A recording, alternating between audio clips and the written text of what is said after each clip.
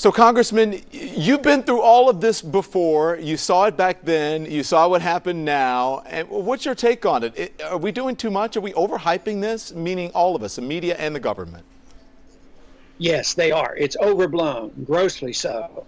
And I just wish people would back off a little bit, stop and think for a minute, and not panic people. There's too much hysteria in the country, and so far there hasn't been that great a danger. So the sooner we get calmer, the better I'll feel. So take us through it. It was back then, 1976, I believe. You were a freshman congressman. Take us through what happened. The same sort of thing. Swine flu. People were concerned about it. Talk to me about it.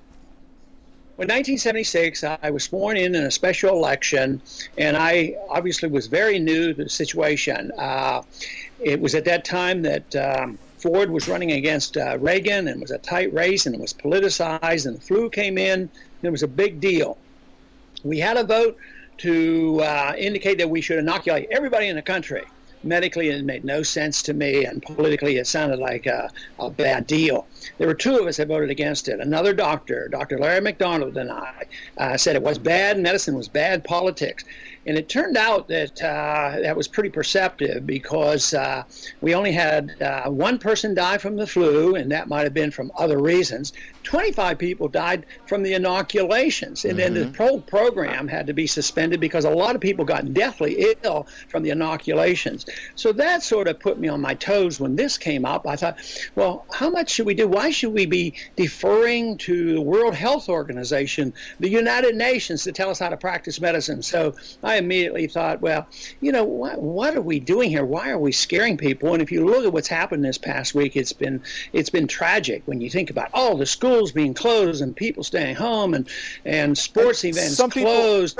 Some people are saying it's CYA on the part of our government because they don't want a Katrina-like response to this, just in case it does get worse. Do you agree with that? Oh, yeah, it's politics at its worst. And I think about it in medicine. Think of all the things we as physicians do in medicine, because we're always terrified.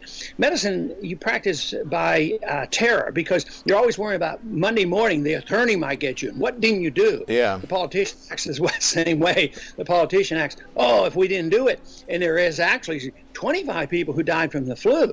You know, last year, 32,000 people died from the flu. And probably 650 people died from tuberculosis. So, Congressman, there's all these problems that people just totally ignore, and this gets so hyped, it's sort of discouraging. Well, then what should we be doing then? What, if you were in charge, what would you do? I would probably do a lot less and just think about it and see if there's any need to do anything at all. This idea that government has to come to the rescue, I think it's more or less a reflection that we have too many people in government that like the idea that they have to justify their existence. So whether it's in foreign policy, scare the people to death, great fear, and then you can do what you want.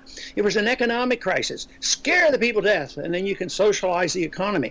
In medicine, scare the people to death, and then you'll say, oh, only the government can take care of us. So I think a lot of that is happening, and we're on the move to socialize medicine. So we're scaring the people and saying the only people that can save us will be the government. What's your response? What have people said to you since you made this video and you came out and said, hey, you know what, tamp this down a little bit. Come on, let's stand back and don't be so crazy about this. What have people said to you?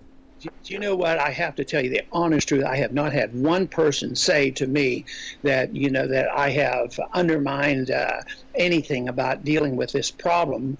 Everybody comes out, you know, that's exactly what I thought. It's about time somebody said it. It is just an attempt for governments to scare the people. I'm sure there are a lot of people out there that might disagree. Right. And I don't downplay the seriousness. As a physician, I don't say, well, there's no danger at all whatsoever, but you got to put it in perspective. Put it in perspective of HIV and AIDS and tuberculosis and all these things. It really is a total non-event.